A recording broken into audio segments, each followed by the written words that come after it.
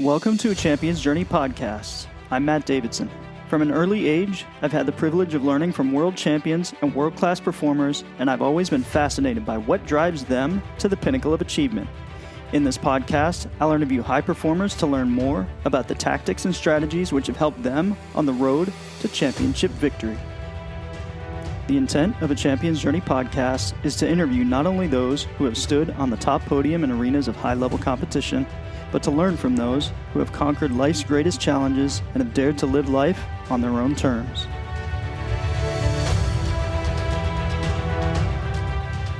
Kirk Verner is a member of the U.S. 8-way Formation Skydiving Team and is one of the original and founding members of one of the most successful 4-way teams in history, Arizona Airspeed. With a skydiving career spanning just over 4 decades, Kirk has amassed an impressive list of achievements. He's a 2-time 4-way Formation Skydiving World Champion, 4-time 8-way World Champion, and 1-time Indoor 8-way World Champion. At almost 57 years of age, Kirk is one of the most relentless people I know, and he's showing no signs of slowing down. His mental and physical toughness are otherworldly and are matched by very few, of any age. Kirk has been an inspiration and role model for me since I was just 16 years old, and I'm honored to be his teammate on the U.S. team for the 2023 and 2024 competition seasons. Without further ado, Kirk Verner. All right, Kirk, welcome to the podcast. I appreciate you being here. It's been a long time coming. We've been talking about doing this for quite some time. So, yeah, it's cool. I want to start off with asking you how you got your nickname Savage and who gave it to you. Well, it's my actual middle name. My father named me Kirk Savage Verner. He was, a style and accuracy competitor, and his nickname was the Animal. And I think that was somewhat of his prowess as an athlete, but I think more of it was, crawling out of the bar at 4 o'clock and then being on the early morning load and still doing well, So, but on my birth certificate, it's actually Kirk S. Verner, but my middle name was Savage. And when I was a kid, I hated it. I didn't, like it at all. And, it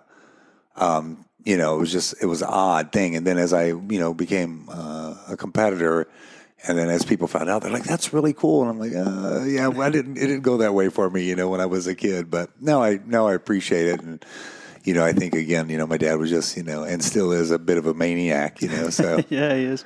It's been cool getting to know him a little bit better as we've been peace partners, been working together on the team.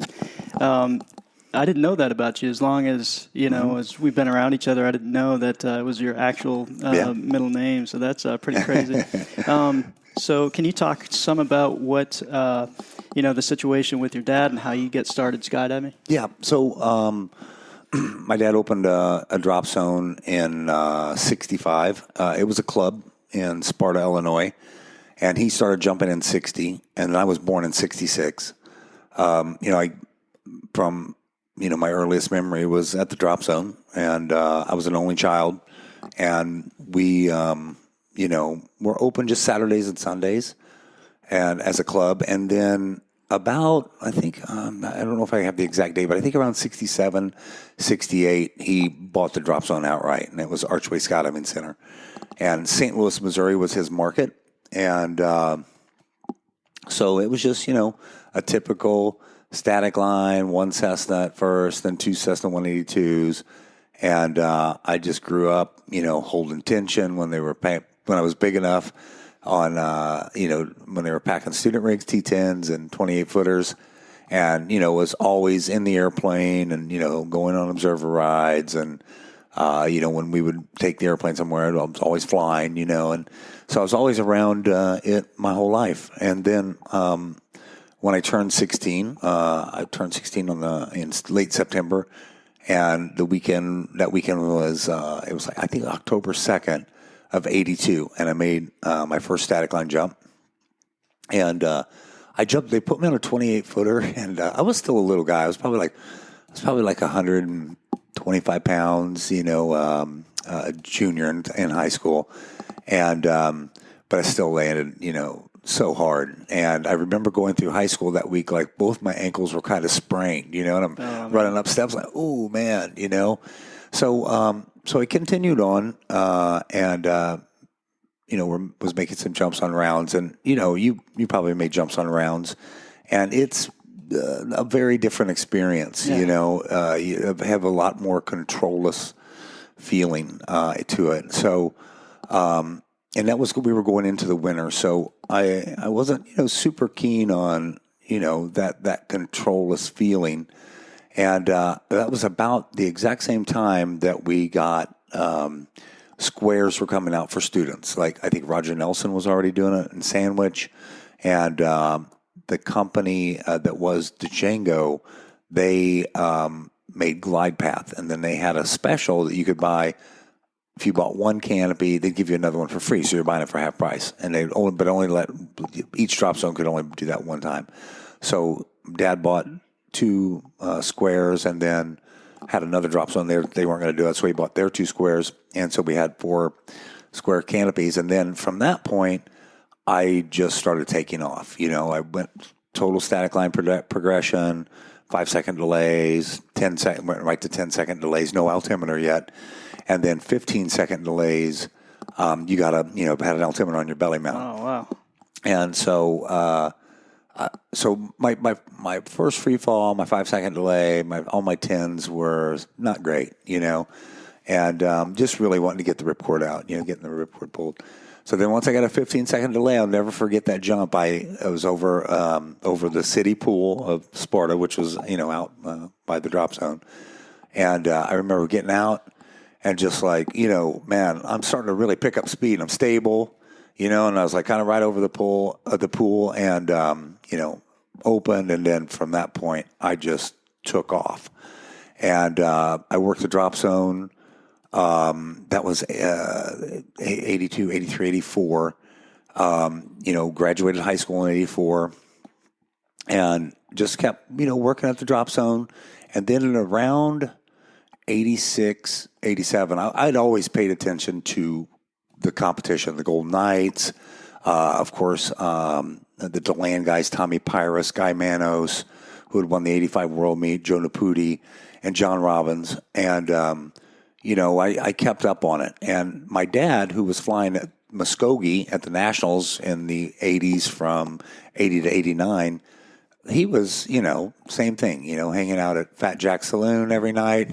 So he knew everybody, and therefore I ended up meeting everybody. And I was, an up-and-coming jumper at that time, but I wasn't competing. I was just there, at the Nationals watching, my dad fly. He was flying.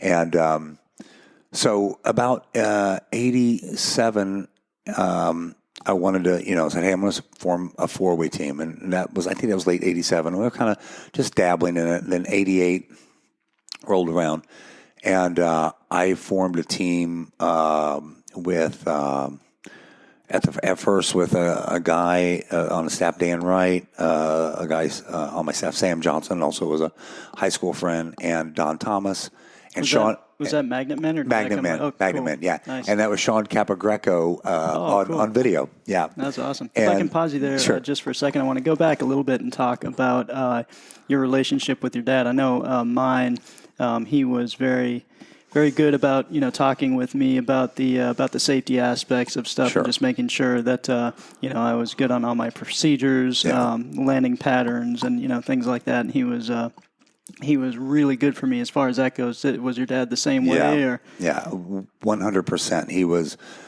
there, and at that time, even downsizing wasn't even a thing yet, a small parachute was a 170. It was a very small parachute at that time. I jumped a 288, I think that thing was, for 1,000 jumps, maybe. Wow. Yeah, 1,000 jumps. And, but yeah, he was absolutely right there. And I, at the beginning, I think like any parent, the dangers of skydiving, and you're like, this is, I'm having that with my own son right now, Trey. I'm just like, Trey.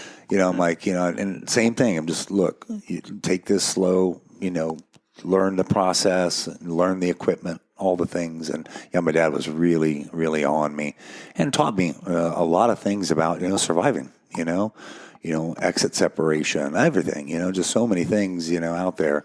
And so, yeah, he was similar to you. I'm sure that he was, trying to keep me inside of a a safety circle as much as you can, Right. Yeah, my dad was, I was super fortunate to have that, because I think, looking at a lot of students coming up, if they don't have that kind of, constant attention, sometimes they can kind of stray off a little bit and, get in accidents or whatever. And on that, I remember my dad, bringing me over when I first started jumping out at Rayford. He brought me out to the Paul Keith Memorial. And he was like, he stood there with his arms crossed and he was like, read that. So I read it and he was like, you do that to me, I'll fucking kill you. That's fantastic, man. Yeah, and then growing up in skydiving, I think too, you see all the negative side of people getting hurt. And I think that's actually good. You have to understand that, this is a very serious sport. It's made as safe as possible by the participants, but it's very dangerous. And it's not a safe sport that we make dangerous. It's already dangerous. So understanding that's super important. I think you have to understand your own mortality inside this, and it keeps you safe. For sure. Again, making sure that you don't go fast this way. You can go fast this way, but not this way. So, that came up later with my father as hook turns started happening, and he was not happy, DZO about that. But. It was interesting to hear you say that you're having some issues on your 5-10 second delays, because I did as well. I was just telling the story to somebody the other day where, with the ripcord, I couldn't figure out why I had my risers, were twisted whenever I came down. And then one day I had a friend who was taking pictures. Once he developed the pictures, I could see that I was sticking my legs out as I pulled. And I was like, oh yeah, that's right. I remember watching the canopy open to my feet. So I was flipping through my risers. Yeah. Oh my gosh. Yeah. I was, I was only, moderate student. I wasn't nothing special for sure, But that's cool, because I think for myself and for a lot of people that, look up to you and look up to other high experienced jumpers, it's good to know that, we've had our struggles along the way too. Yeah. I mean, I think, you and I both are very similar in a sense of we put a lot of work in, you know what I mean? Yeah. And that's, I think, what it boils down to. That's what makes you good at anything, and a good competitor is doing it a lot, and putting yourself out there. And I think that's it as well, making the risk, like you're going to go do something and look potentially stupid, and we know that training together and flying together, that's just part of it, man. You're going to have those things, and so you have to get in there, like kind of jump in with both feet, Yeah, for sure. So before I interrupted you about, kind of your how you got into the competition. Yeah, so I was really looked up to, Tommy Pyrus and Jack Jeffries. At that time, it was Mark Harrington, and I'm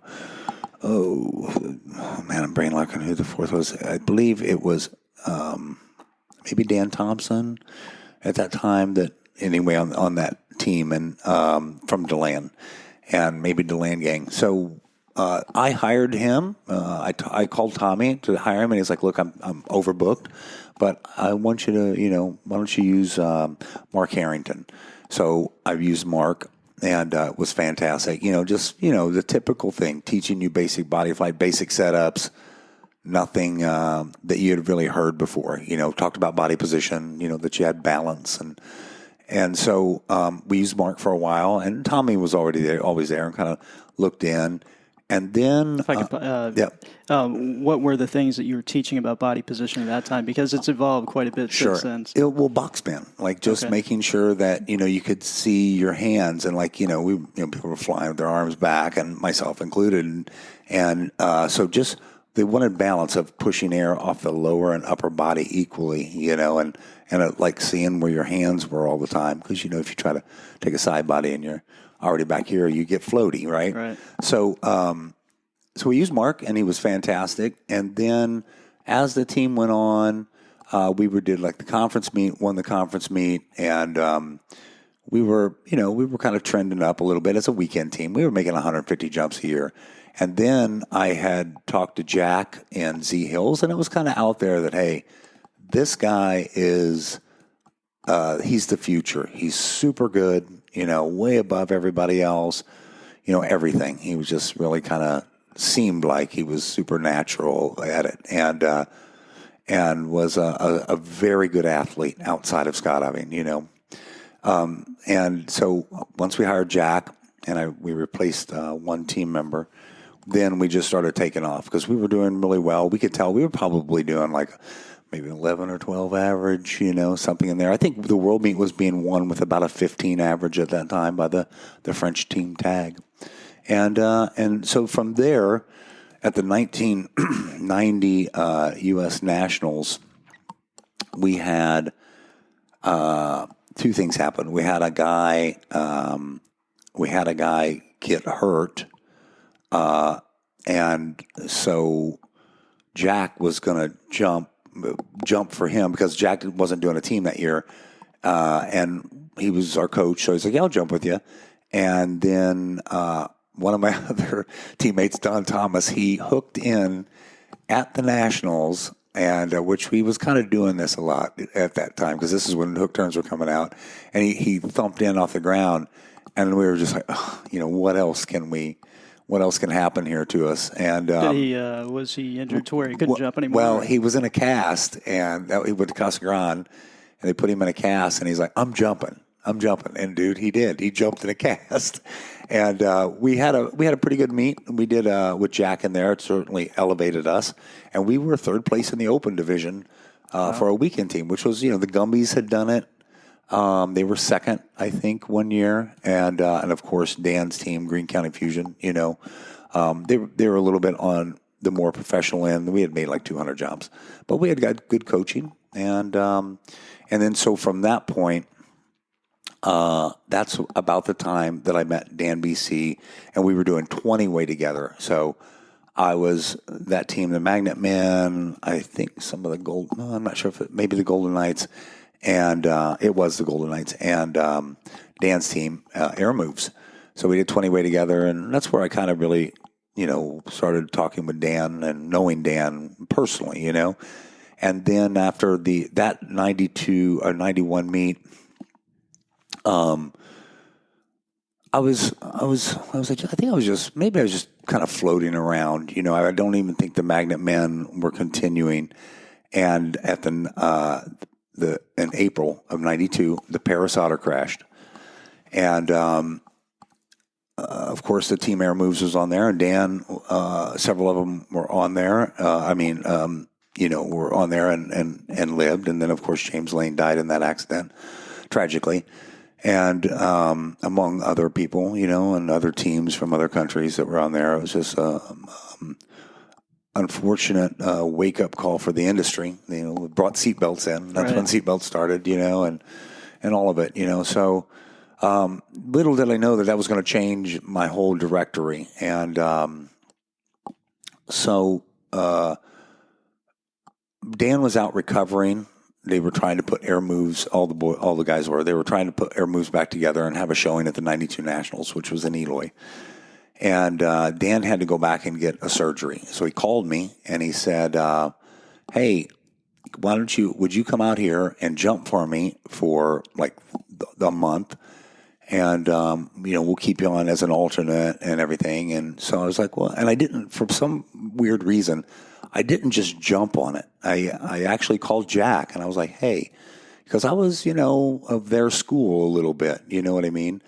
And I said, what do you think of this? And he said, I think it'd be really good for you. You need to get rounds, and whether you get to jump or not, it'd be good to go out and look at it. So I called Dan back. I said, look, I'll come do the month. And Dan tells me all the time, he's like, I knew I had you. Once you got there, I knew I was going to get you.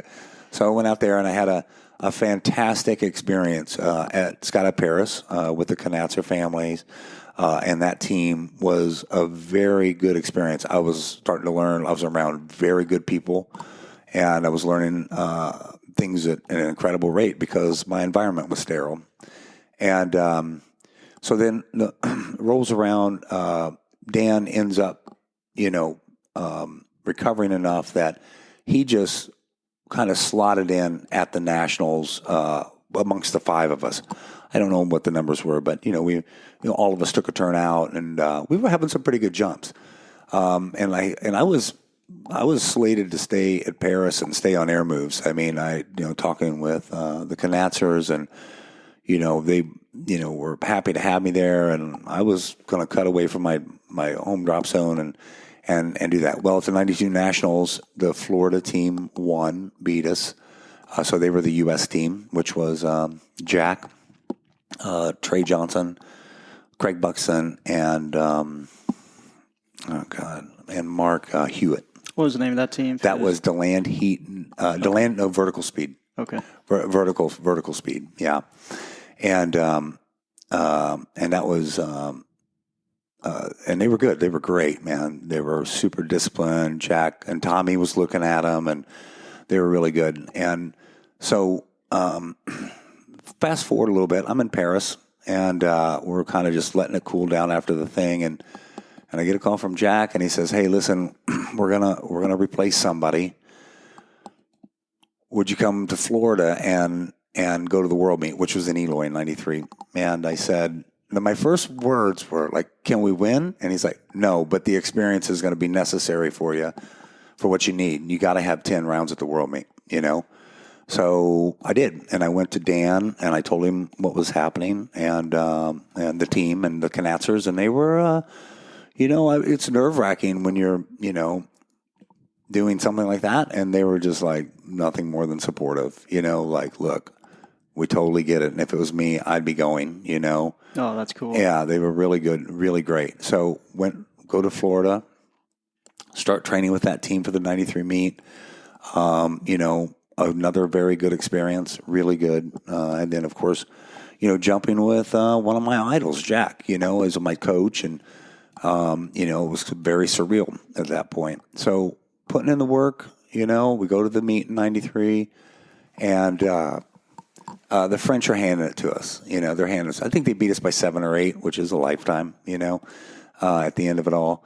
But it was a very good experience, that I needed those 10 rounds. Well, all this time, Dan's coaching several teams at the World Meet. He drives over from Paris. And what most people don't know is that Jack and Dan were rivals. And there was very little communication between those two. And anything that I ever saw when I was on the teams, or in '92, I learned what Dan was saying, and what Jack had been telling me, and everything, like their coaching styles. Anything that I saw between them was kind of like jab. You know what I mean? A little bit of a jab. And so, but they were East Coast versus West Coast, and. I want to pause you right there. I want to go back a little bit to your experience, against the French. And you said, you definitely learned some things there. What were some of the things that you learned specifically? Well, I think one is that, a round at a World Meet is one of the most intense things that I've ever, no base jump that I ever did had really anything on it. And I was doing very vanilla base jumps. They were nothing very technical. But still, still a stressful skydive, and but nothing like a World Meet. So I learned how to, kind of control that monster that tries to get you, as you're manage the stress. Yeah, just making sure that all the little things that we were logging and journaling every round. And okay, I was about to ask how you manage that. So we had a sports site guy that was with us and carried on with us into Airspeed right after that, and unbelievably valuable. He just taught us how to manage with each other. Because at the end of it, even with Airspeed, the original lineup, there was a lot of times people would always say, "Oh, you guys are so great. You're like the best friends." I'm like, man, it's not like that at all. But we had a very professional relationship from 9 to 5, where we held each other in unconditional high regard from 9 to 5. But we didn't go out and have beers that much together. Jack was off rock climbing. Dan was, had a family and babies, and I imagine whenever you get that many alpha type personalities, locked together, especially, I think there's different levels to those alpha type personalities, but man, you guys all, definitely have that. And I would imagine there'd be some clashes along the lines there. And we had an outlet to figure it out. You know what I mean? And was that Dr. John? That was Dr. Bob Moore. Okay. Yeah. Dr. John only worked with us a little bit, like way later. But Dr. Bob Moore. Mm-hmm. He was a skydiver from Vermont. Mm-hmm. Yeah. And fantastic. Did great work with us. He's a big part of it. Like I said, like if you had whatever that was bothering you, you can compartmentalize it, put it away, and knew you had a vehicle to address that at the end of the day, or at the end of when we had Pastor Rock or whatever it was. So you could not just blow up right then, which has happened on many of the other teams I had. You just kind of shut your day down because two people are getting into it, or you are. But so anyway, at that 93 meet, Dan was like, "Hey, what are you guys doing after this?" And I realized because of the 92 and then before that with Tommy and Jack and Mark Harrington, Dan and Jack were saying the exact same thing. There was nothing like one technique at all. But the only one thing at that time was that Jack was absolutely attacking any kind of personal issues that were going on there. And I think sometimes with air moves, and Dan and my experience was that we got to just not avoid it, but just not attack it, right? And because once we got into that system with Dan, Jack, myself, and Mark, we were all into attack of everything. We didn't let anything slide by. You know what I mean? So I think it was just we had a vehicle through Dr. Bob Moore that Jack had, that was a little bit of the difference. So anyway, Dan was like, well, I don't want to talk to you. I'll talk to you when we get done. But we were talking every day, and we were talking about, hey, let's join these two things. And he was like, well, what's Jack thinking? I'm like, I don't know. You can ask him. And I just kept telling him, hey, you're saying the same things. There's nothing new. So right after we got done with that meet, Dan had an old, I think a blue Ford van, big long van, no windows in it. And Jack and Dan and I sat in that van, and that was this October of 93. And we said, we're going to build a super team. And so we looked at, we could have, we wanted 700 jumps, pay the cameraman, I think $8 or $10, and pay for pack jobs for 700, and pack jobs were $350. Yeah. So, and that's what we asked for. So we were into land, Jack and I, and Bob Hallett didn't own the airplanes, and I think Free Fall Express owned them. So Free Fall Express came back and said, we didn't have a team yet, said, we'll give you 400, and but not 750. And Paris, we asked Paris, and Paris was like, hey, we're in litigation over this crash. We can't do anything right now. We're sorry. And Larry Hill was like, I'll give you unlimited and a place to stay, and I'll give you trailers to live on here, and That's awesome. And so we're like, we're going to Arizona. But we held the tryouts in December of 93 in DeLand, and we opened it up. A lot of people asked, can I try out? And we opened it up to maybe like 6 or 7 people, and everybody did really well, But Mark was just, he was with Dan the year before, and he was just the obvious choice. And then John Lemming was the guy that we were just going to take him as video anyway, because I grew up with him and we liked each other, or we liked him, we all liked him. So we formed it right there, and then went to Eloy January of 94, and we just got to it. We were getting ready for the Valentine's Day meet. And nobody had broken a 20 average at that point. And that was one of our goals. We want to break a 20 average. And I think at the Valentine's Day meet, we did like a 19-1, which is good. We were ripping. But I think as well, the Valentine's Day meet, the Golden Knights, I think that maybe was the next year. They beat us at that meet, one of the few meets that we lost. But it was to the Golden Knights at I think the next year's Valentine's Day meet. Is that like Paul Rafferty, Craig Girard? I think if Scooter was on there. I think Scott Rhodes. Yeah. I mean, they were just laying it on us, because they didn't give a shit, and they were, and we needed it. But at any rate, so we just started training, and we went to the '94 World Cup, and I'll never forget. You'll appreciate this, that we had that thing where we started doing math, right? So you're getting close, and we wanted a 20 average. We were putting it on the French. We were laying it on them a little bit, kind of what they were doing to us in '93. We had 7-8 points on them, and we were just outpacing them, and I remember Mark comes in and is like, "Hey guys, if we get like a 17 on this last round, we're going to break a 20." And everyone's like, "No, don't say any numbers, Well, of course we go up there and we do a 16. And we had a 19.9. And, again, I know we were all thinking about it. So, and then we went to the 95 World Meet in Gap, France, the next year, and we did a 20.7 and beat the French by 2. Awesome. They were tough, man. They were super tough. I want to pause you there for just a second. What's your philosophy as far as looking at scores, knowing scores? I know what it is now, but if you were talking to a relatively new team, what would be your guidance, for them as far as that goes? As much as you can, stay away from it. Look, you need to know what you scored, because you need to know what the judges are looking at, and if they don't like, whatever it is, if they don't think you're, taking proper grips, or you need to understand that so that you can adjust if you need to. But man, stay away from it. It's going to be torture, because each round is its own competition. It's its own world meet, really. And all you can control is that next round. And we always joke, if you're at the scoreboard with a calculator, you're not in the right headspace. Right. Understand what your score is. I think more importantly, and all these scoring systems do this, is when you know your pace, right? So you can go up on a jump and you can score a 20, and they score a 20.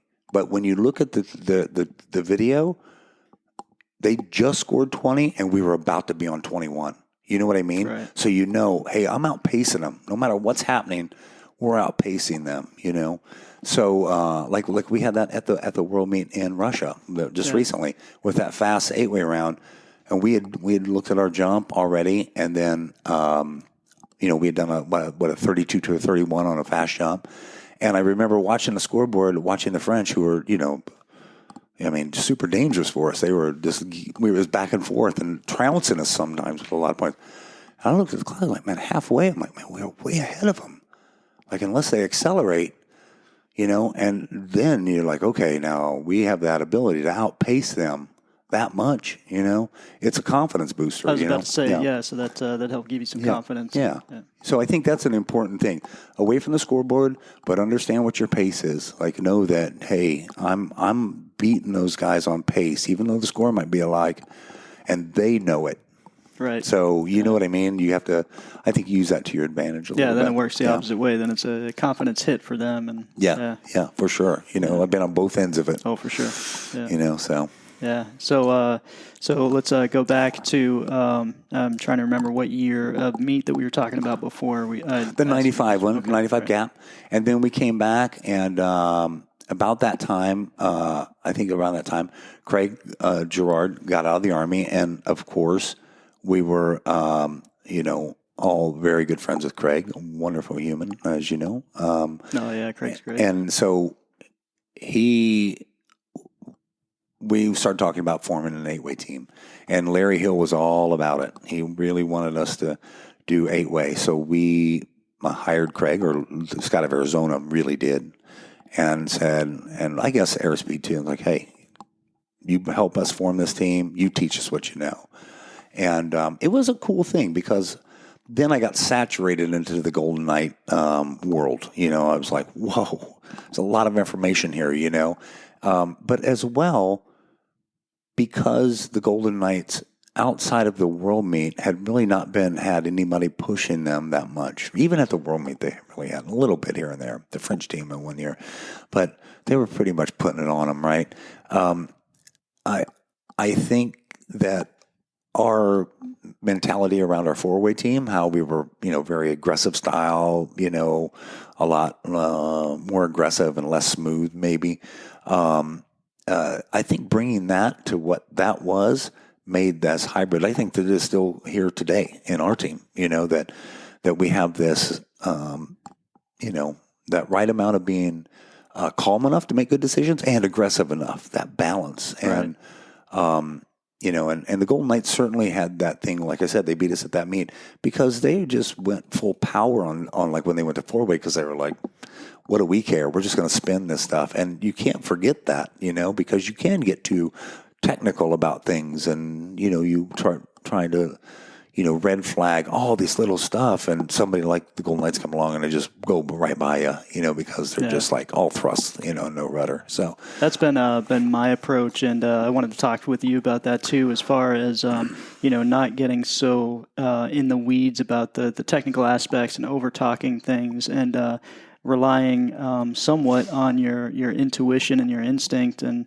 how that really affects things. Because skydiving is a lot of feel, and it's good to know the structures and the latest techniques, and there is definitely those elements of, hey, we just need to feel this out and fly it. And I just wanted to hear your thoughts on that. I couldn't agree more. I think it's just there's a balance, right? It's a balance, and each team's different. That sometimes you have teams that are very analytical, and they need that. They need that information of why, and other teams are, maybe a little bit more feel, I think we're experiencing that, with our 8-way lineup. We're having a lot of technical talk, but there's a lot of feel in there, that you can just kind of know. And you and I have it as peace partners, where there's a lot of feel, for you and I, of like our timing and everything. So I think a both. I think importantly, even for us, we've talked about this, that having someone come in and look at you over the top of you, like stand over you while you're training for, a 5-day camp is great. Old teammates, Brian Krause, Dave Flynn from the Knights, looking over us, all that's really good. And I think even more than that, you bring in a guy from the 2020 team, Nicholas or Mikhail, because then they're not emotionally attached. Right. They can look very objectively. Okay, this looks messed up, or this looks off, and it's hard when we're in there and we're emotionally attached to the performance, our own and the teams, and it can get modeled, I think, a little bit. So. Yeah, I like what, certainly what Nicholas and Mikhail brought to the 2020 team. I really like that a lot, and I think it helped us win. And it's one of the things that I respect about you a lot is that, you're one of the most experienced guys on the planet as far as formation skydiving competition goes. And you're, correct me if I'm wrong, but you might be one of the most experienced guys on the planet with skydiving in general. Yeah. But you're still able to have a level of humility to where, you want that outside view. And when we're working together as peace partners, you're really good about if I ask, something, oh yeah, sure, I'll definitely do that. And I try to do the same thing with you. But I really respect that about you, and wanted to kind of know your philosophy about that, and whether that's something that you've always had or something that you've had to work on. Yeah, I think I've worked on it a little bit too, but I've said forever that I want to be a lifelong learner. I think that you're just going to get passed up, if you're not willing to, look at stuff. And I think the hardest thing for guys like you and I who have done this so long is when we get an actual new person in. And I've had that with Gina, not anymore, but at the beginning, and not just Gina, but anybody new. And it's sort of like, if you're really good at chess, that a new person, like if they ask, well, what about this? What about this engineering? And I already know where it's going to end up.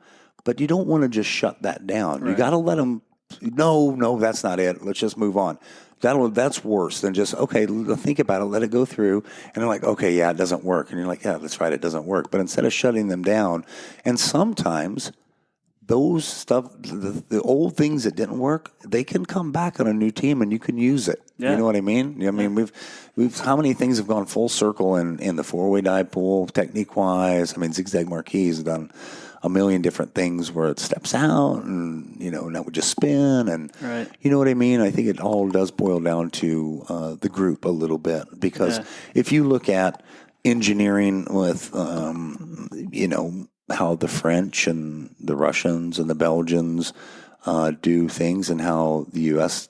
does things. It's different, but they've all won, haven't they? So, anything will work if everybody's bought into it. For sure. Yeah, you've done that with me several times too, where I've come up with something engineering wise, and I can kind of tell in your demeanor sometimes where you're like, all right, I'm gonna I'm gonna hear this through, but I've thought it through too, and I know where this is gonna end up, and if I haven't thought about it completely, then I'll be like, oh yeah, that's not gonna work here, and then we kind of move on. But I think we need those out there. Right. We gotta otherwise we'll get stuck. For sure. We'll do things one way, and you know what I'm saying? Yeah. Because I think 8-way's got so much further to go. There's so much improvement there. Launching a first point at some point down the road, that saves you, 4 seconds, 3 seconds, Yeah, that's kind of been a friction point with us from time to time, because we've, that's been an ongoing conversation. I know with the Knights, we with Mike LaRoche, we just sat there and we timed everything as far as the standard exit, to the first and second point. Sometimes launching that first point's definitely faster out the door, but what angle are you going to be, out the door or on the hill, and how is that going to affect the time between, the next point and that kind of stuff. Yeah. And some of those numbers we're still trying to figure out, but I think you're right, that the higher level of training that you can have with, launching that first point as close as you can get it. And I agree. I think sometimes you come off that 8-way exit, and it has a little spring to it when everybody does the right thing at the same time. And you almost use that energy to launch into there. And, just no matter who it is, the more launches you do, you're just naturally going to just start letting it go quicker, because everybody's going to be, going to the right place. And, that makes it faster as well. I think a big thing, even for our team this year is eventually getting a Mike on the point face this way and Gina on the tail face opposite, so that they come off on E's and F's and they don't have no 180. Right. I think that's one thing that's pretty easy to do, and they can speed up maybe for next year. But we've talked about that quite a bit, as far as Eliana back there, back on some of the 8-way teams. Dennis Rook too, diving front float on 19. Oh, cool. Yeah, him and Craig, both diving, and it's super fast to get to. So I want to go back a little bit to around the time the 8-way formed. It was right around the time that I kind of came on to the competition scene finally, and it was such an incredible time for me. It was a magical time. I remember watching, just wearing out the VHS tapes of Airspeed, watching you guys and looking up to you, and then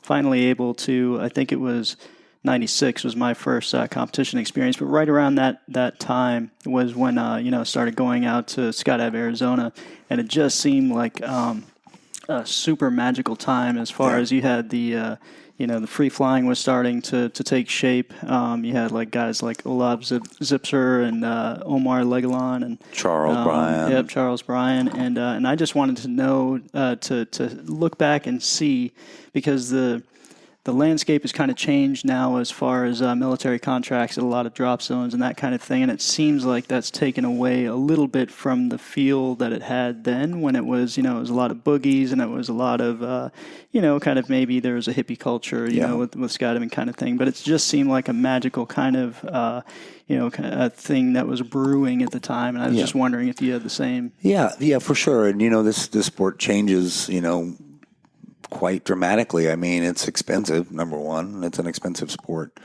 And so that changes the dynamic for people right away, because you can't, anybody can do it, because if people really get into it, they'll figure the money part out.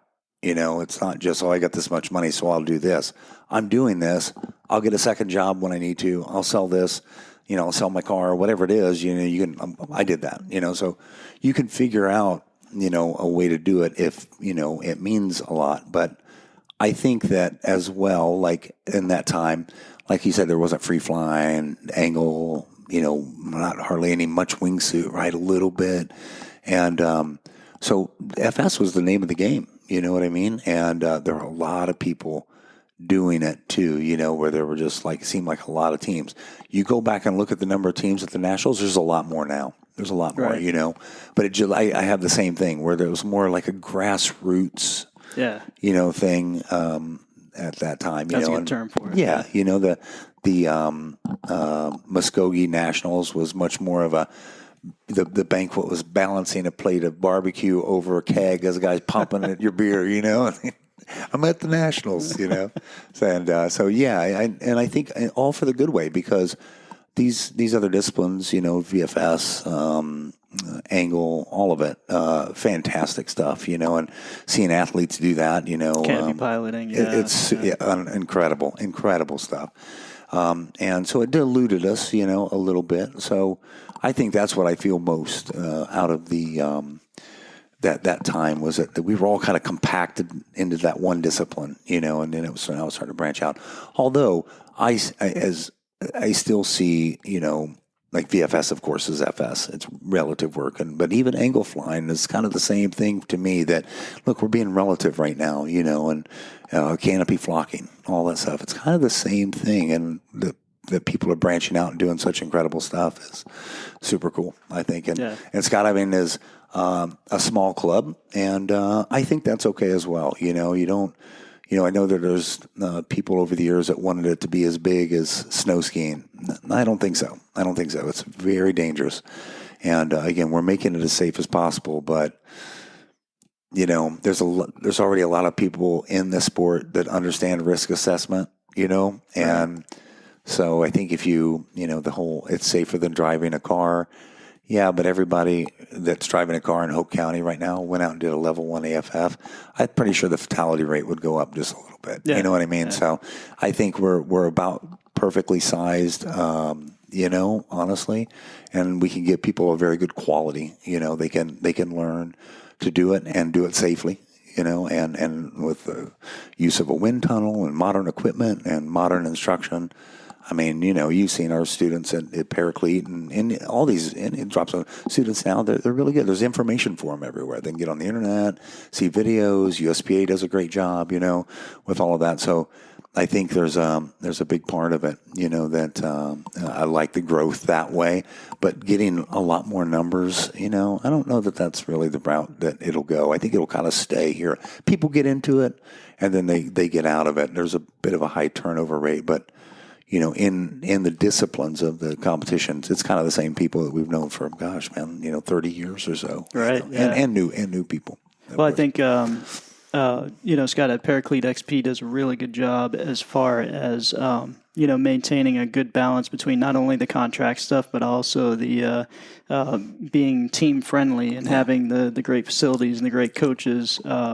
They're at Scott at Paraclete XP, and I think that has a lot to do with you. You've been very influential as far as that goes. And I think, and my boss, Tim D'Annunzio, listen, before I got here, I remember, coaching the XP 8-way team, before I came here, and how that just then his vision was like, hey man, I've said forever, if I ever got money, I'm gonna support competitive skydiving, and he's done exactly that in a huge way. I mean, just because he's bought into it. You know what I mean? It means something to him. Who's also on our team, all of them. Who's incredible. And the whole D'Annunzio family, man, they totally understand that part, and it's a tough business. There's the expense in airplanes. It's just it's crazy. It really, really is, and certainly military contracting, helps that and helps the sport jumper. It lets them jump out of an airplane that they know is maintained properly.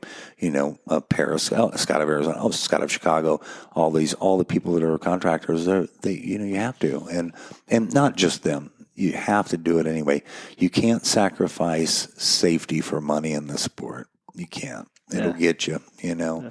We got away with that in the 70s and the 80s, but I don't think anymore. Yeah. So backtracking a bit to when the 8-way team started to form. For you guys. So we formed that was late '95 into '96.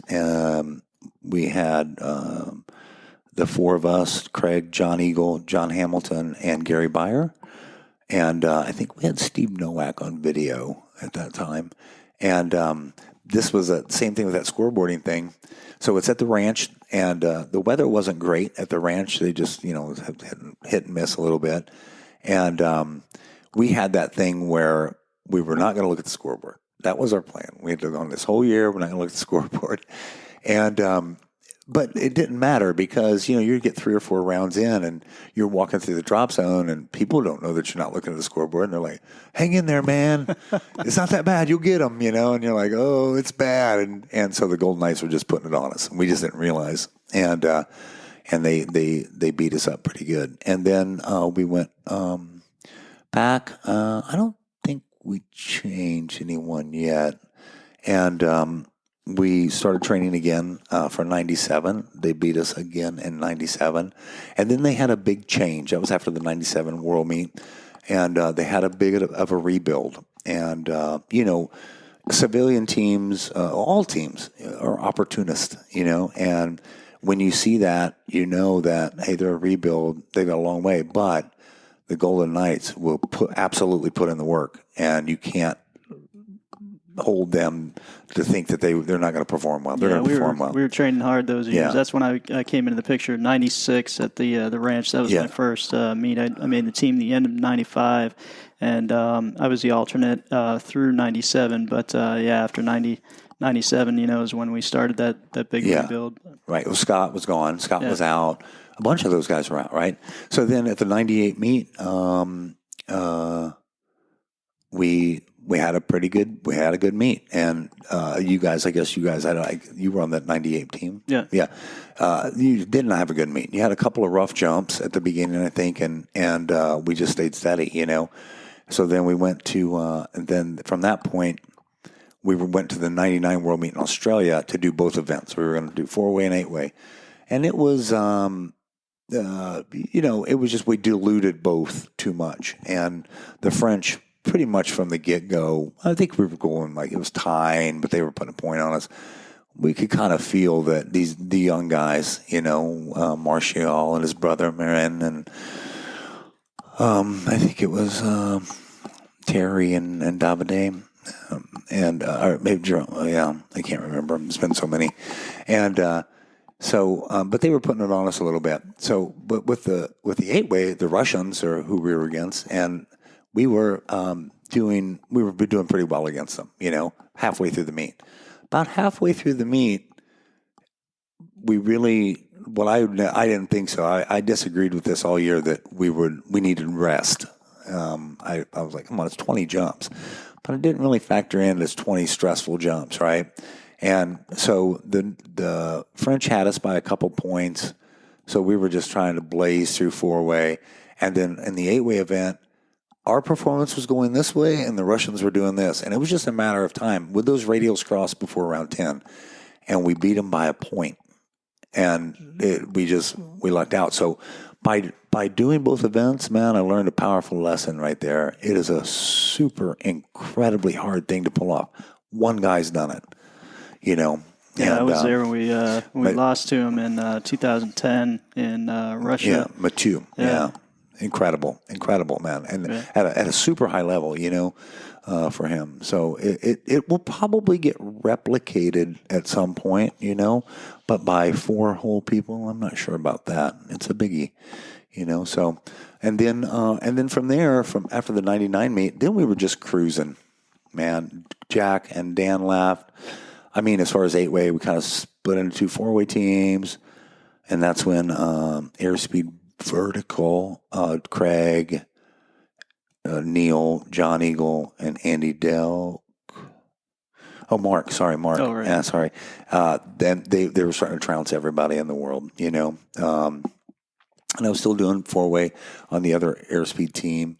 And our 8-way was just kind of like, we went to the 2001 World Meet with one training jump, and lost to the Russians. And in the last round, they were same thing. They were just catching us, and we weren't skydiving very well.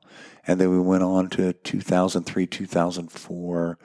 2003 was Gap. We won that meet. No, I take it back. We tied, but lost because we didn't have the highest round in 8-way. And then 2004 in Croatia, we won that meet with Chris Talbert. He came there, and he was working at Paraclete, and we said, hey, can we use him for 4 months? And Tim was like, sure. And he came there and did a great job. He was so good. What we needed, we had Todd had an accident, we needed a pick me up, and he brought all that, Nice. And then I went to 2006 World Meet in Gara and lost to the French. And I want to pause just a little bit and go back to, Sure. I think it was, you said 2004 to the, was that the one in Russia where you guys lost by a point because of the fastest round? No, that was 2003 in Gap. Yeah, France. 2003 Gap. We lost to Russia. Okay. Yeah. It was a tie. We went to a jump off, tied on 11 jumps, and but they had done like a 26. We had done 25. Like, Was that the meet where there was, I think Alan Metney was involved in trying to help to make sure that things... That was 2001 in Spain. Okay. So that was at that military base out of Casas, and they had a terrible PA system. So something happened, and the Russians thought they were released for the day. Well, they weren't. We went up and made a round. They weren't there. And they gave them a 0. And so the Russians were arguing like, hey, man, like...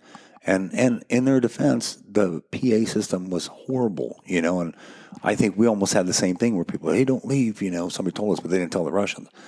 So Alan was on our team, and he went into the rules and said, hey, look, by spirit of the rules, we think that they should get a rejump. And they gave it to them, and I think they should have gotten a rejump. I don't think that was fair. If they'd have just left, just because they were, having an attitude, there was a lot of confusion at that meet anyway, and then they beat us, in the last round. So we had only trained, like I said, a couple training jumps, and they were certain. This was the first world meet that they had won, and they had been trying for a long time. I mean, you hate to lose the sword to somebody, and especially for the first time, but I was actually genuinely happy for them. If I'd have put in a big training year, I probably wouldn't have felt the same way, Right.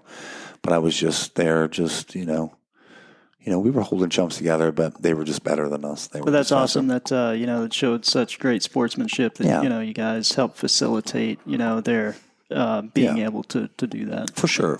And that's the right thing to do. Look, at the end of the day, it's all offense, right? There's no defense. You're just all putting out a performance. They're putting out a performance, and you just see how it lays out there. You know what I mean? So. Yeah. Speaking of offense, I want to talk about your physical training regimen, because you've made a huge transformation in recent years, and I want to talk about some of the first. How old are you? I'm 57. 57, and man, you're in incredible shape. I feel great. And, but if you can, just talk about what motivated you to make that change, and your thought process, and then maybe if you can talk some about your actual physical training regimen. So, COVID was one thing, and all of a sudden I had time on my hands when we shut down for, whatever it was, 3 weeks in North Carolina. And then as well, a lot of people just started buying exercise equipment, and because you just had time on my hands. And then I had also hired Bryn Richards. She had helped me with some nutrition.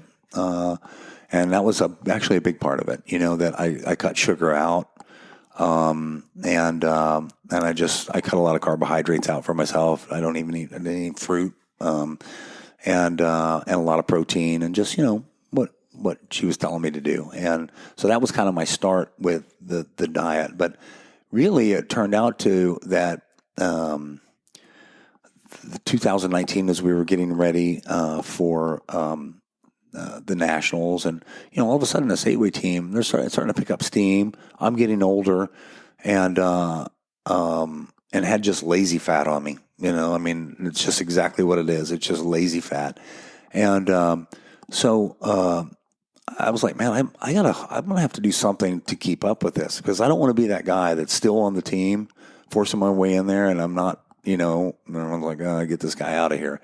And so I just knew that if I wanted to do this again and win more world meets, that I had to change my gears. So I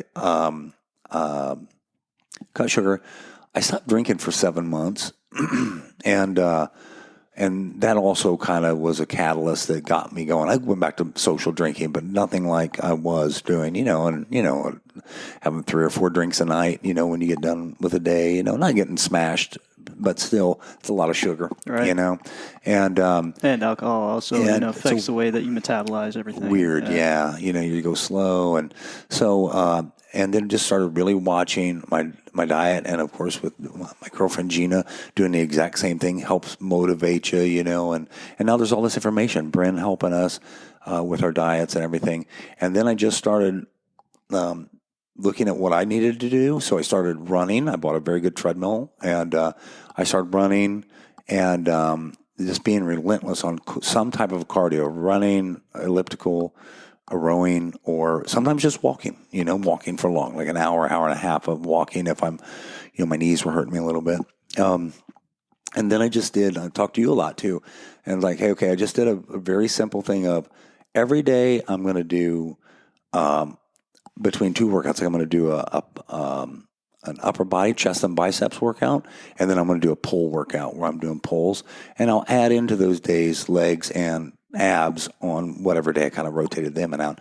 And I was just relentless. I did it every day. And I was lifting heavy a little bit at first. And then I just kind of backed that off. And now I'm just lifting the same thing. I kind of have the same pattern of chest and biceps day. And then a pull day, you know, cable pull day, and then do some deadlifting and stuff like that. You can go down a rabbit hole. You know, there's a lot of things to do, a lot of good information out there. And I just stayed on it every single day to the point where now I'm fanatical if I don't do it. You know what I mean? Right. I feel guilty, and Yeah, I'm like, way. oh my God, you know, I feel like now I feel like I'm putting pounds back on already, but I'm not. I just don't want those habits to come back. And that's all it is. It's just habit, man. Sleeping, exercise, those are both, and eating, that's all habit. And it's like, oh, I'm a night out. No, look, if you force yourself to work all night, you'll definitely sleep at the right times, you know, and exercise too. It's just getting in there and starting. And once you start, you see a little bit of result.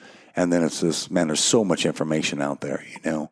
I listen to a lot of podcasts, like you know, we talk a lot about some of the podcasts, and then of course, you know, just stayed on it, man, every day.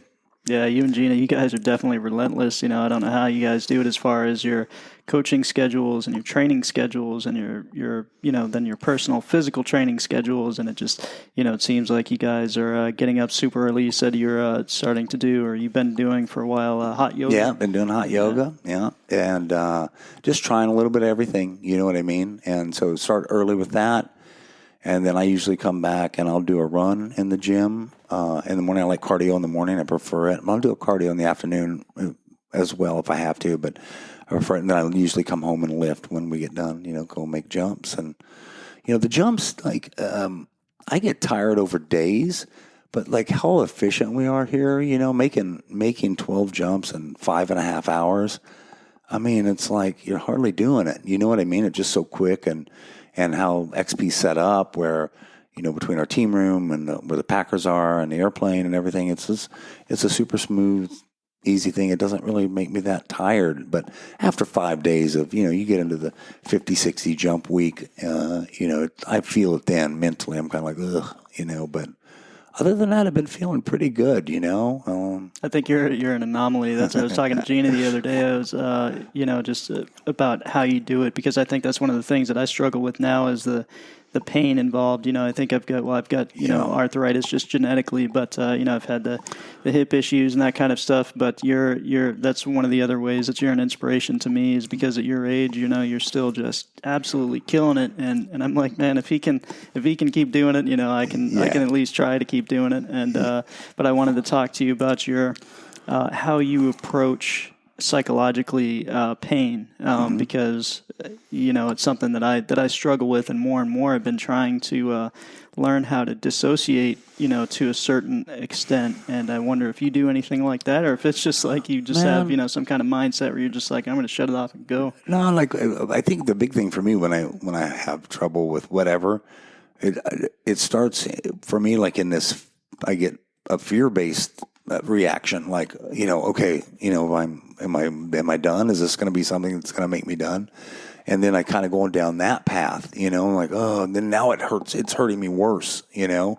Is it given that focus and awareness? Yeah, just thinking it. about it, right. Micro focusing a little bit, you know. And so I don't know. that I will take ibuprofen, and acetaminophen, but I'm very cautious about too much. I don't want to jack my stomach up. I know, man. And so I think honestly that I get that, and it goes away. Like it's nothing permanent, and so I don't think that I have a whole lot, because when I do get stuff, I don't feel like I'm that tough with it at all. I'm just like, ow, this is bad. You know what I mean? So I just don't think I have that much. And plus you've helped me with a lot of supplement taking. And that's another thing that I've been doing a lot of taking oils and stuff that, supposedly help with your joint pain. And I think it's working. The X Endurance stuff that we use, it seems to be working great. Hyaluronic acid, take that. And then I take Athletic Greens every day.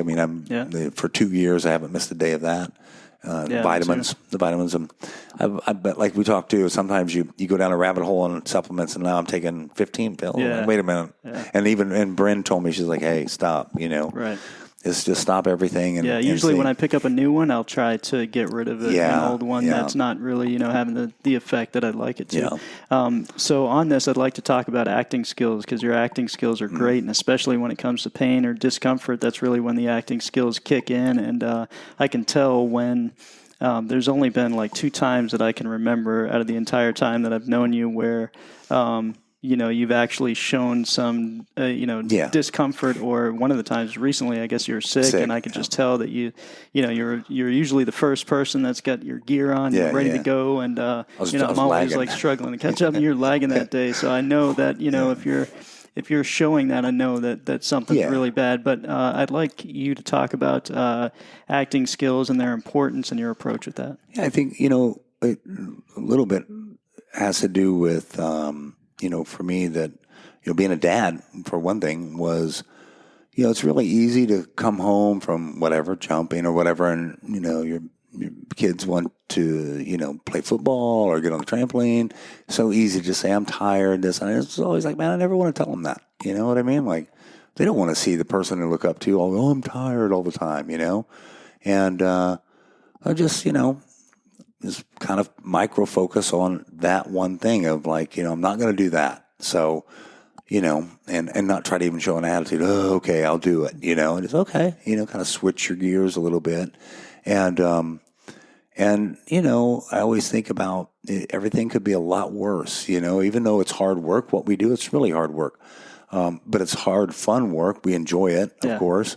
And I could be having to do a job, forced into doing a job by necessity that I just absolutely hate. And so that's part of it. And I'm not saying that there aren't times that I even come to training and I'm like, oh my gosh, it can be a lot of different reasons.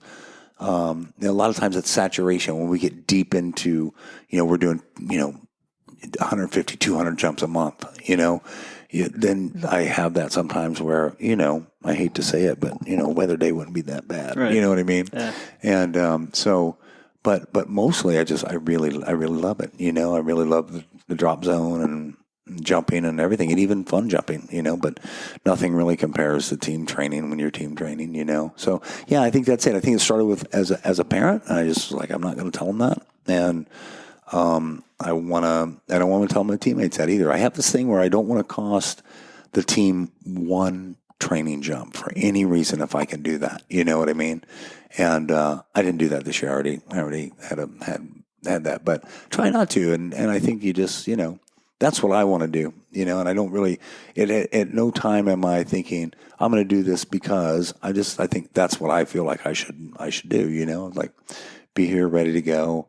Even the times when it was back in the late 80s and 90s when it was a little bit different scene there, you could be team training in DeLand, say, my weekend team, and then, you bank on a bad forecast in the morning and stay out at the bar really late, and then you're just like, oh man, training when you got a bad hangover. Yeah. Oof. Things that I don't ever miss, as I went into the pro circuit. Yeah, my early days in the sport, and I don't do that anymore for sure. Yeah. You look out, it's sunny out. What? No. So there was a change that I noticed in you when we. It was back getting ready for the World Championships in Siberia in 21, 22. You were in training. You were very aggressive. When we got to the world meet, I noticed a change in you. You had this calm that came over you.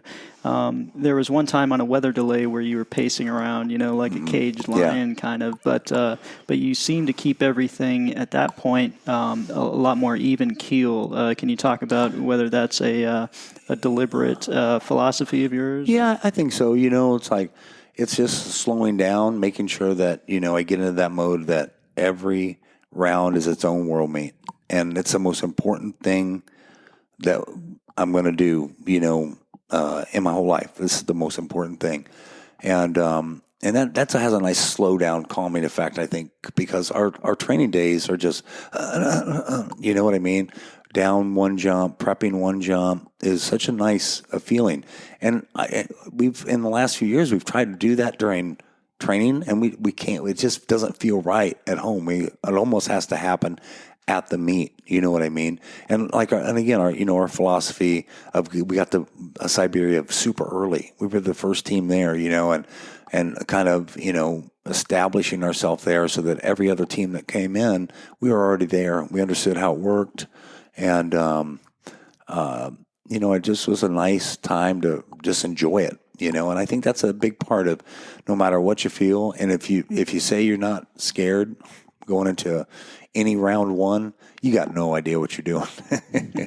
you better be. And but it doesn't paralyze you because once we hit the air, that's your arena, and it's just like anywhere from that point. I mean, in Russia, several training jumps we didn't see the ground. There's a 1,500-foot overcast layer in there, and so you're just like in your own world up there, and we had that as well, where we had the big, in a rainstorm, Russians get out ahead of us and pouring rain. We landed, and then went back up, 20 minutes later or so.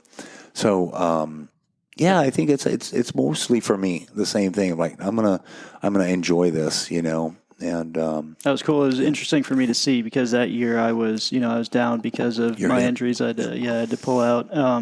But it gave me the opportunity to be able to look at things from a more outside perspective and not just be focused on my own performance. You absolutely were instrumental there because you were standing over us, and I remember, every dirt dive we were like, what? Then you were helping us and.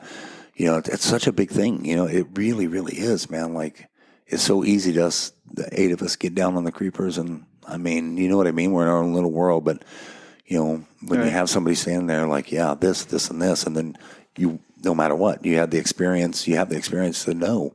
And so, everybody's like, whew, it's validating what we're doing. It's a big deal. I didn't have to say much because you guys are already locked in at that point. But, it was cool for me to be able to just observe and, see things like that and see the, your leader within the team. And it was interesting to see the effect that it had on everyone else. And I think it calmed everyone else down and was, because if you're excitable as a leader, people are going to look at that on the team and they're going to mirror that, So it's, it was really cool. And then, everything worked out well at that meet. But, it was great. Yeah, it was a fun experience. That was one of the most interesting travel experiences I had getting all the way out there. That was crazy. Yeah, I don't want to ever replicate that ever, man. That was something, Yeah, long way. With the COVID and all the having to get the make sure your test was on time to get out hours. there. And, it was great. Yeah, and Russia was fantastic, but like you say, it was just a nightmare during COVID and.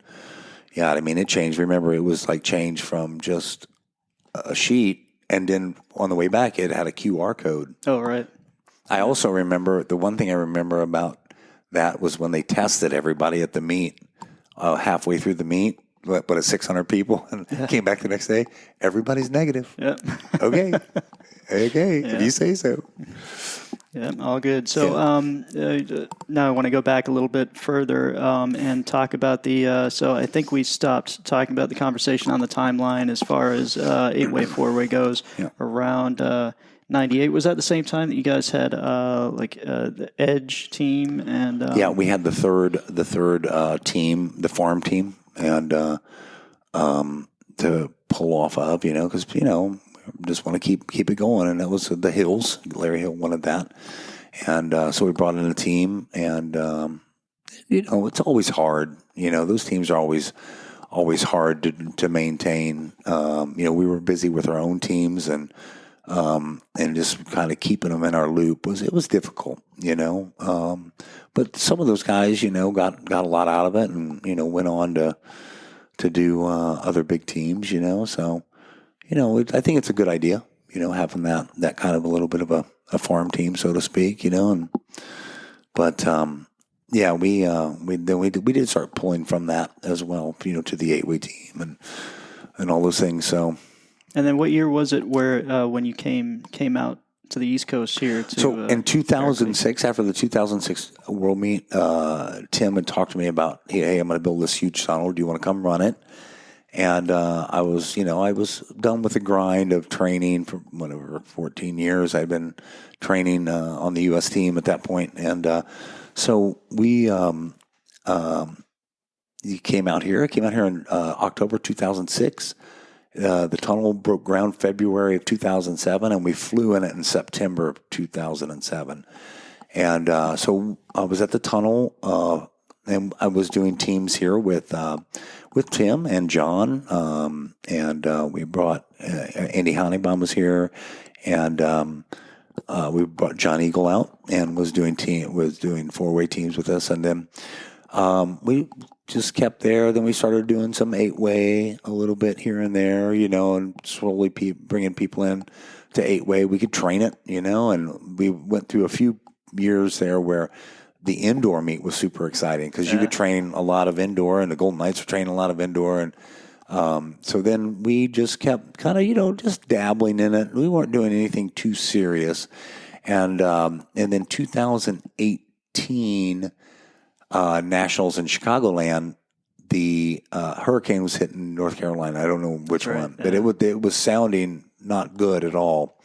And I believe the Army pulled them back. Said, "Hey, you gotta come back, and this is going to be a situation here for your families." And that was an internal struggle for us because I remember I was fully focused on the competition. I wanted to stay there, but I also had a support system, back here for Lauren with Lauren's mom, Rachel, and her stepdad. But, some families like Jesse and some other guys on the team, they didn't have that. So they wanted to get back and be with their families because it was supposed to be. Yeah, it's supposed to be bad. Yeah, it was supposed to be bad.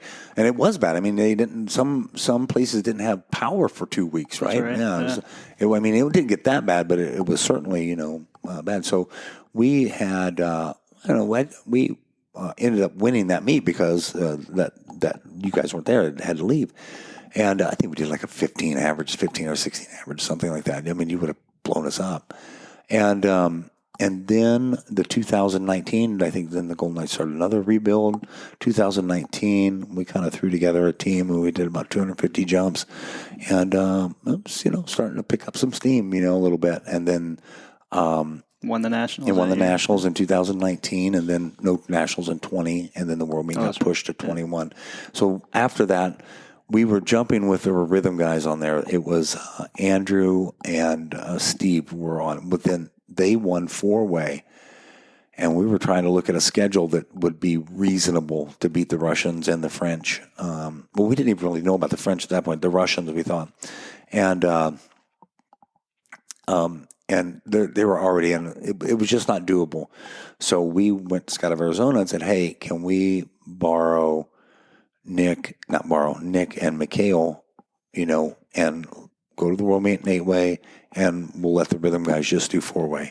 And Skydiving Arizona was also a major sponsor, so we went out and did 4, 5, 6 camps out there, and so that went down, and that's when we did that combination with the Airspeed guys, because we already had Christopher on there, and. That was an interesting time because, you had those kind of two worlds that were coming together. And actually, we had a few different thought process as far as, our backgrounds and training was considered. You had the airspeed side, you had the paraclete, and then you had a couple of Golden Knights. Yeah, a very nice combination, And, but there were some struggles associated with that as well, too, because we all had those, differences. We got into some fights in that team. But all in a good way. I like mixing it up like that, and as long as at the end of the day, nobody's really angry anymore. You know what I mean? It's okay. We all care, and if you don't care, if you're just like, okay, whatever, and you don't say anything, well, you know when it's going to come out? At the meet. Yeah. That's when it's going to come out, and it's going to end badly for you. So I thought we did a really good job with that team. I think we really, we wanted to strangle each other sometimes, but then at the end of the day, we pulled it together, and everyone wanted the same positive outcome, and it came down to that. Yeah. It's a close one though. Yeah. It was a fight for sure, but it was it was pretty awesome. Yeah. And then that brings us to our current situation where we've got current members of the U.S. Army Parachute Team, the Golden Knights, that are on, and for me it's super cool because it's kind of like it just reminds me of the old days, when I was back on the team, and being able to work with those guys is really cool. It's a really cool situation because they would like to rebuild an 8-way program, and they're able to get some institutional knowledge and experience here, and bring that back to the Golden Knights. Absolutely. And it's beneficial for us because we're able to have that talent, and these guys they're super talented, incredibly talented. Super talented. Yeah, even this last week when we jumped with our 2 alternates, who are very talented skydivers, but they just aren't intimate with the dive pool yet in 8-way. But still, just their energy was nice, in the air, that they were going for it, man. They weren't timid about any of it, and when you see that, you're like, okay, you guys are next, for sure. They're going to be next. So hopefully they guys, I was like, that was one of the funnest weeks I've had in a while because they brought that fresh energy and, they were putting everything they had into it, and we had some fun good jumps. We had some ripping jumps. Yeah. They weren't joking around. Once we got it going a little bit, it was going. So they're going to be fantastic. Their 4-way team's going to be tough. Oh yeah, that's the next thing too for them. But I do see this as that. They're going to, just what you said. They're going to get this information. They'll get the right people. It might take them a meet, to really pull it off against even a team that we could throw together, because you could throw together and still pop up a pretty good average, but that's always just a throw together. It happened to the Knights after that whole time where we kept beating them just because we were coasting. You know what I mean? It was kind of inside of us. So, but I don't think it won't take them one meet. Once they get the right people and with the knowledge of those 4 guys that are jumping with us, and Dave, and they're going to be a huge asset to 8-way skydiving in the world. Yeah, and as long as they continue to have the support from the command that they've had with this, commander, he's been incredible as far as getting the team back on track after the previous command section, and it's as long as they have that support, I think it'll be great. And just the fact that he's allowing them to work so closely together with us says a lot. Yeah. Listen, they're great for the Army, in my opinion, and they're fantastic for skydiving. They're all wonderful guys, and exactly what you would want out of a soldier as far as their quality of a human being. It's beyond reproach. Yeah, I think. For sure. Yeah, they represent well, and they have all of the the qualities that you look for there for sure. Yep. I want to switch gears a little bit and talk about your experience as USPA National Director. Mm-hmm. Yeah. So overall, I did it for 10 years. It was, it was good. It cost me some sleep here and there, and mainly it cost me some sleep because I'm not going to fall into. I want transparency on look.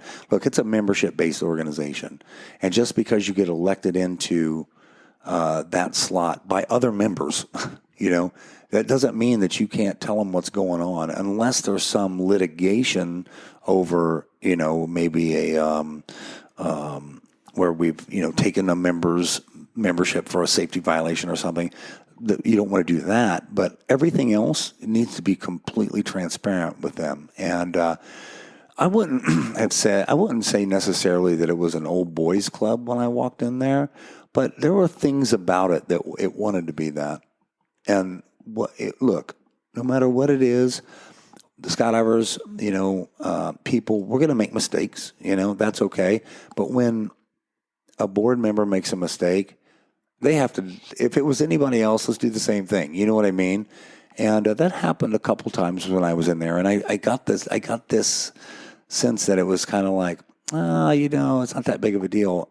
Well, it's not, maybe it seems like a big deal to me.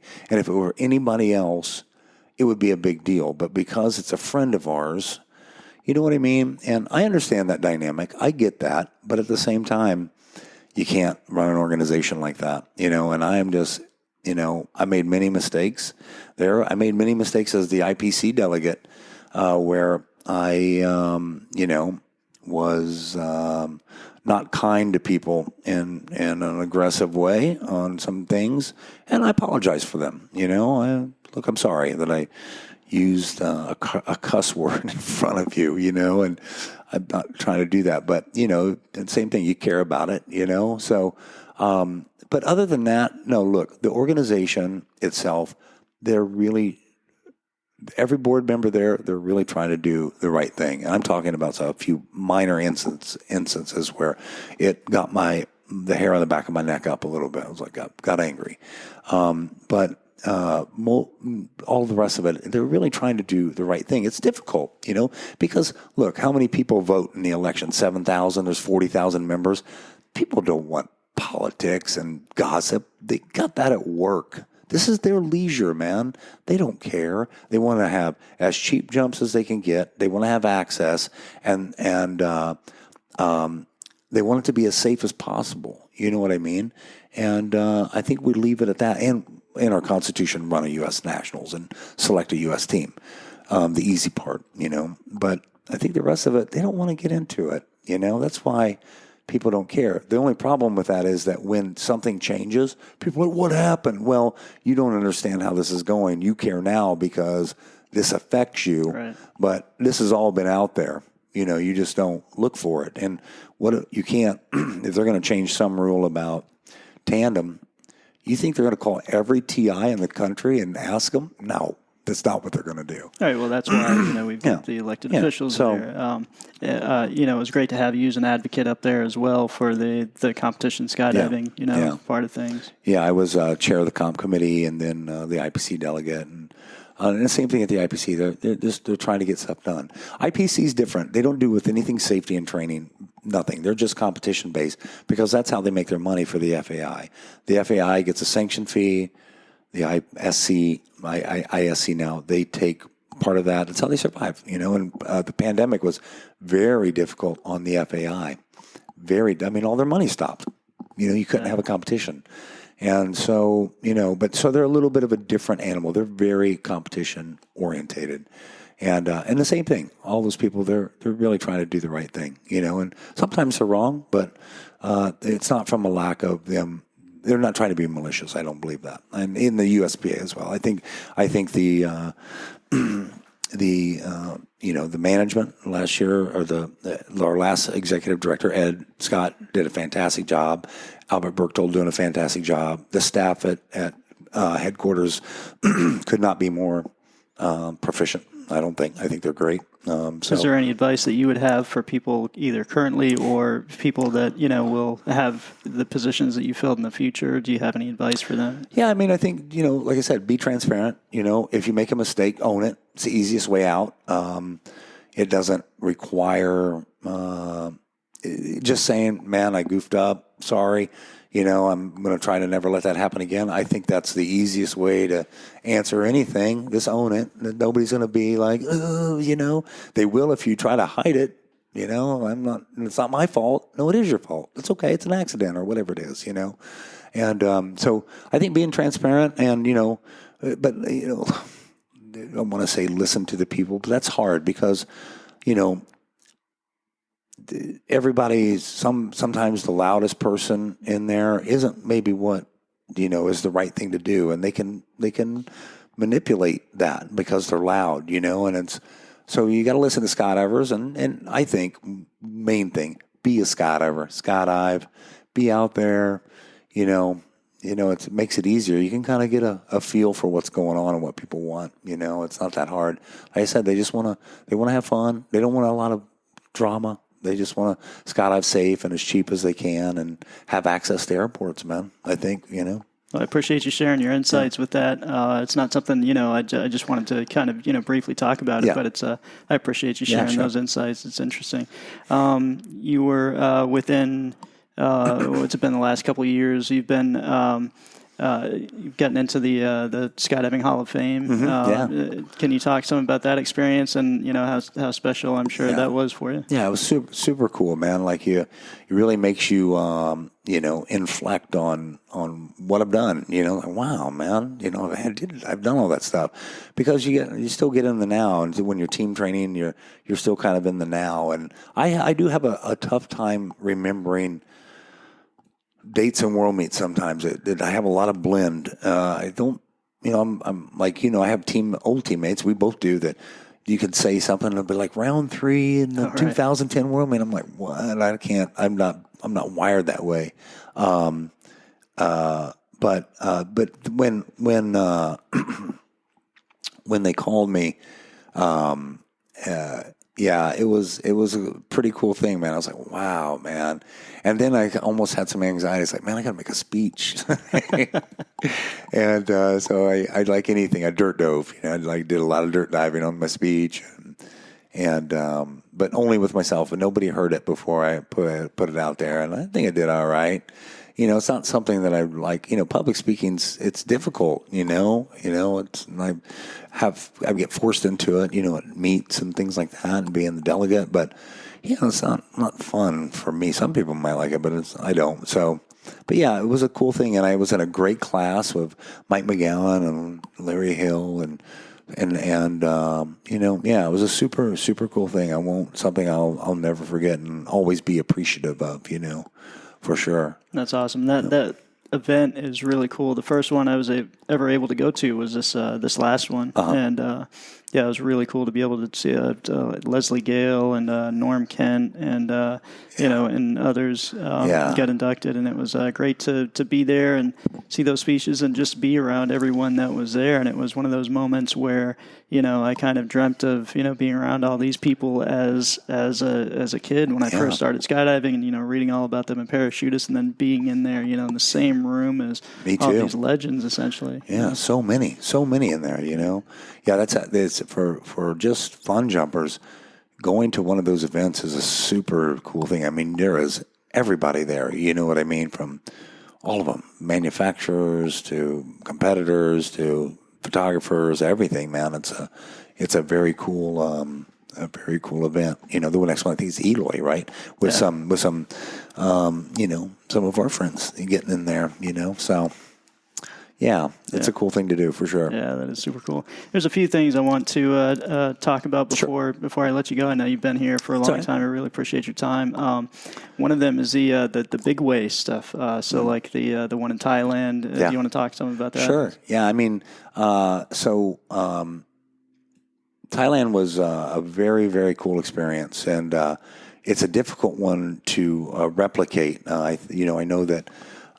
Just for the people that don't know, how big was that formation? That was a 400 way, and we were using 5 C-130s from the Thai military, and several skydivers had made very good relationships there. B.J. Worth, of course, probably the main one. Certainly Larry Henderson and several. I probably don't know all of them, and. The Thailand was, I think it was the king's birthday or there's some event, and they said, "Hey, we're going to sponsor we're going to put on a 400 weight, break a world record." And I got hired to do the Alpha team, and the Alpha team takes all the world champions that they hire. They're comped, and as people get injured or there's ill or they're just not performing. Okay, I need this guy. Okay, you from wherever, Russian team, French team, 8-way team, you go here, right? So I'm doing that, and then I took the people back. We had like a 40-way, and I was just jumping with the people with like all the champs, and then as I started filtering out, then I had the people that were either ill, most of them, and some not performing. There were only a few not performing. Most of them were like ill. I mean, you're eating street food, and if you got 400 people, there's going to be somebody get dysentery in there, Yeah. and but a fantastic experience. I can't say enough good things about Thailand, and BJ's organization skills and everything about him. He's another guy that I looked up to my whole life. Yeah, me too. And I learned a lot, from him, and watching him organize and just organize the event and just be an ambassador, man. He's just really good at that. And so I was on the Alpha team, and it's going, and we were there a long time because there were a couple times where, okay, we're going to make a 200-way or something, or two 200-ways, and all of a sudden an airplane's got to leave, so we're off for the day. Which, I mean, we're in Thailand. Let's just go have lunch and go see some sights, and it was super nice. And as it started getting closer, we were getting, on the 400 ways, we were probably on jump like 10 or 12. And BJ was finally like, I had pretty much everybody out. And he's like, you got to get in there. You're going to have to get in there. Just I want you to do whatever. So be ready. I'm like, okay, I'm ready. And so one of the second pullout guy is super sick. And so they're like, I'm going to take his slot. And so I take his slot. So it built to like a 398 or something. It was almost built. So I got to chuck out of this thing the second pullout. And dude, that was the most crazy visual, because you know what that's like when you see that kind of that hyperspace. But the crazy part was like all the cameramen, whatever, like 16 above it or 15 above it, and it looked like they were just like over like a balcony looking down at it. And I was just like, whoa, That's that crazy. was wild visual. So then that guy came back. He was fine. And then on the next jump on the record, they're like, somebody's down. And they just had piles of suits, red, white, or blue. And he's just like, you need to get a white suit. So I go over and I get a white suit, and we're like going, because I think we were kind of in a hurry there. Some airplane had to leave, or it was always, we had to be on their schedule, rightly so, because it was like, I heard $90,000 in fuel for one load. Wow. Yeah, that was the rumor going around. So I pick up a suit, and I was in the Brits. I was in the Brits section, and I'm like, okay, I'm docked on you. And I'm like, who are you looking at? She's like, I'm looking at that guy right there with no dirt dive. And I'm like, Rob, who are you looking at? I'm looking at this guy. Okay, cool. So come out, and you just stay in with everybody, I just kind of stayed with all the people I knew. It's like, if all 5 of these people go the wrong place, I'm in trouble. But I kind of had my radial. And I remember, coming in there, and I had Julie, a girl from the Brits, on my left, and they were like, man, nobody looking around, just looking ahead, right? And when a big way is built, it's still, you don't see anybody below it either. You see people funnel out, okay, but there's nobody below it except cameramen, and it's just this quietness in there. And I remember shaking her. She's on the 8-way team, and the British 8-way team. I shook her. I was like, hey, I think it's done. And she was just like, I'm not looking over there, dude. I am working right now. And it just had this thing like, oh, and then you break off at 7,500 feet, so you're tracking forever. I mean, you're not around any parachutes, at all, because it's such a long track. And it has that and the 300-way both. I remember specifically that when they announced it's a world record, had the same feeling of winning a world meet. Felt the same. That's cool. Like this connected performance. And certainly, listen, not to take anything away from it, but there's trained skydiver is at a very high level. When you're training 8-way or 4-way, you're at a high level of body flight. Like any one job on that 400-way, including the camera guys, that's not that hard of a task. A lot of skydivers could do any one of those jobs. getting 417 people to do it at one time, that's the trick, and I think that's what makes it feel like a world meet, that connected performance. Man, we have to. And you're also almost always getting near the end. The pressure's on, and that just adds to the excitement. Sure, right? And you're getting out at 26.5. It's crazy, dude. And we had just a couple of people that tanked from oxygen. Their hose came out a little bit, but the oxygen system, I can't remember the gentleman that was inside, but he did a great job, and then Rusty Vest had the break-off procedure, and it was cool, man. Super cool. Yeah, that's a very fulfilling accomplishment. But I wonder sometimes if that 400 wave, it's going to be a tough one to break, because C-130s, you're not floating around out there, you know what I mean? And then to get pilots that can fly them, in formation. So, I don't know. It might stand for a long time. Yeah, it has already. That was an incredible achievement for sure. Yeah. What's your most memorable jump? Man, there's certainly there was in '97 in Turkey. The big Casa on a big tailgate, which is always cool. But I think that.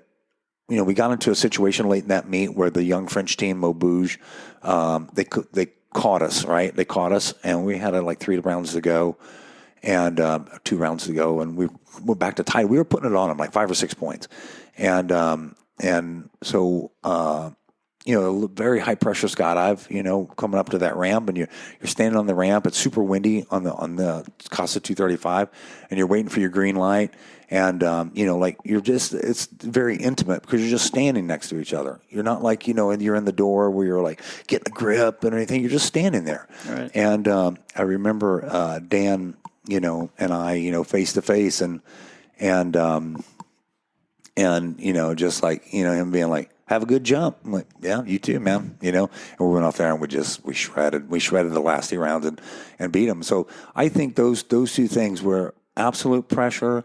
A young, very talented, hungry team, Maubeuge, and they were on a trend, man. Because they caught us and they were rejuvenated a little bit, and I think we were, on the ropes a little bit. It made us nervous, and then we went out there and we just performed fantastically. And those are probably the ones I remember. But it really boils down to, I really kind of remember, the last meet a lot, I mean, I really look forward. And even training jumps sometimes. We had some great training jumps a few weeks ago, and I was like, yeah. That's some fun stuff, But I would say 97 World Meet. And then a lot of it, again, has that intimacy of just being on the ramp, just waiting. You might be waiting 1 minute, because you're not looking out. There's a guy doing that, Yeah. And, it's pretty cool. And what an incredible backdrop that was, too. Yeah, just being right that. next to the ruins. ancient Roman city of Ephesus. Yeah. And, Wonderful. Good food. I think a lot of people got sick on the food, but I didn't. Yeah. Oh, yeah. I remember I got really sick on that trip. Yeah. But I think that was probably because, there was a night that we had off or something, and I went out into Kusadasi and hit up Bar Street, and I think I had some ice in my drink or something. Yeah. And I got the water. Sick, yeah, it was fun. Yeah, that was fun. So I think we can close it out on that. Unless there's anything else that you want to add, I really appreciate it. There's so much more I want to talk about, but we've already been at it for a while. Yeah, it's okay. That's great, might man. have to take do a take 2. But thank you so much for coming out. Thank you, brother. This has been really special. You've always been an inspiration to me, Thank and it's you. it's an honor for me to be able to be your peace partner, man. Yeah. I'm just looking forward to the next year and a half. Going to Norway and then to Israel. Yeah, me too. All right. Yeah, it's been a pleasure. We talked about it. It's like I've had so much fun with you the last couple of years, and flying together. We're on fire right now, so I love it. Yeah. Thank you, man. Too. Thanks. Appreciate it.